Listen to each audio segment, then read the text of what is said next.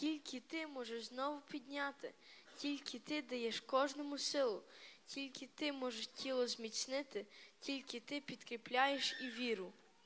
Вкажеш шлях ти новий прекрасний, поведеш ти до вічних небес, ти поможеш горіть не засати, щоб мій вогник не зтлів і не щез. Я піду за тобою, мій Боже, бо рука твоя мужньо веде, ти опора моя і не буду опускати свої крила тепер. Тож крокую за спасом я сміло, бо потрібно ще справу скінчити, і доручено Господом діло, вірно звершувати і далі жити. Ти у тіні крил своїх сховаєш, збережеш від нещастя і біди. Ти у прийми своїх заховаєш, допоможеш дійти до мети.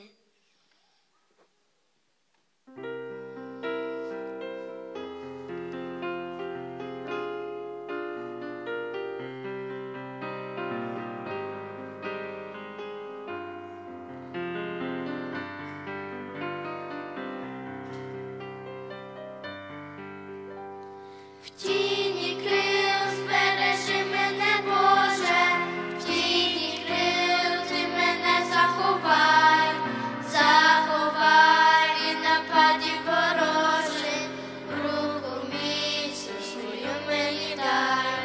В тіні крил твої і спокій, в тіні крил порятунок від зла, в тіні крил я не є одинокий, в тіні крил найміцніша скала. В тіні крил, в тіні крил, в тіні крил, ти мене заховай. В тіні крил, в тіні крил, в тіні крил, ти мене заховай. В тіні крил, як обіймах у мами, в тіні крил під надійним щитом, в тіні крил ми з тобою, ти з нами, збережи під своїм нас крилом. В тіні крил, Збережи мене, Боже, ти мене заховай, від нападів ворожих ти мене заховай. в тіні крил, Збережи мене, Боже, ти мене заховай, від нападів ворожих ти мене заховай.